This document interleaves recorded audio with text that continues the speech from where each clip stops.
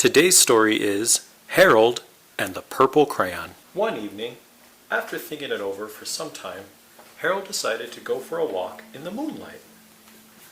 Notice he's got his purple crayon with him. There wasn't any moon, and Harold needed a moon for a walk in the moonlight, and he needed something to walk on. He made a long, straight path so he wouldn't get lost, and he set off on his walk, taking his big purple crayon with him. But he didn't seem to be getting anywhere on the long, straight path. So he left the path for a shortcut across a field, and the moon went with him. The shortcut led right to where Harold thought a forest ought to be. He didn't want to get lost in the woods, so he made a very small forest with just one tree in it. It turned out to be an apple tree. The apples would be very tasty, Harold thought, when they got red. So he put a frightening dragon under the tree to guard the apples. It was a terribly frightening dragon. Brrr. It even frightened Harold. He backed away. His hand holding the purple crayon shook. Suddenly, he realized what was happening. But by then, Harold was over his head in an ocean. He came up thinking fast. And in no time, he was climbing aboard a trim little boat. He quickly set sail, and the moon sailed along with him. After he had sailed long enough, Harold made land without much trouble. He stepped ashore on the beach, wondering where he was. The sandy beach reminded Harold of picnics, and the thought of picnics made him hungry. So he laid out a nice simple picnic lunch. There was nothing but pie, but there were all 9 kinds of pie that Harold liked best. When Harold finished his picnic, there was quite a lot left.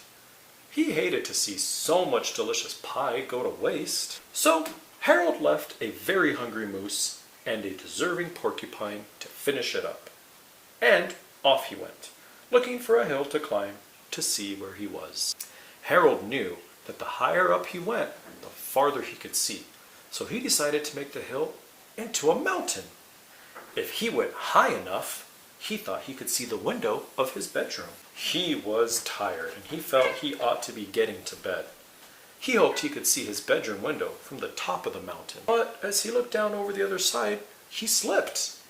And there wasn't any other side of the mountain.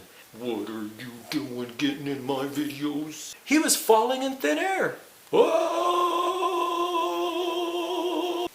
But luckily, he kept his wits and his purple crayon. He made a balloon and he grabbed onto it.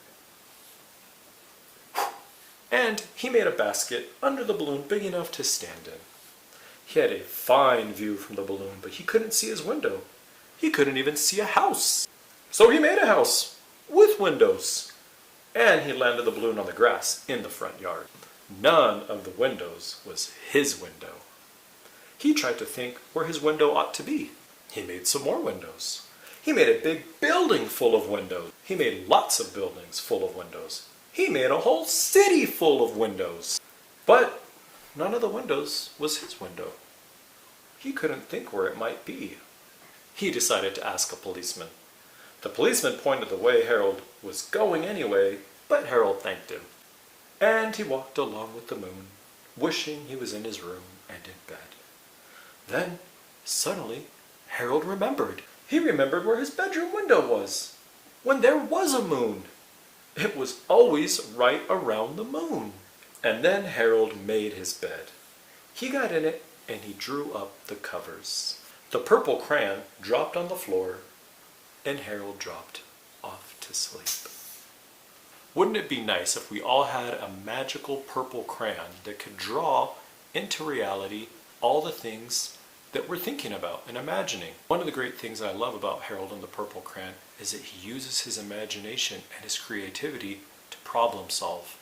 Sometimes we get ourselves into a little bit of a pickle, which is like another way of saying a problem, not an actual pickle. And when we get into those little problems, those little challenges that come up, you might find yourself needing a little purple crayon.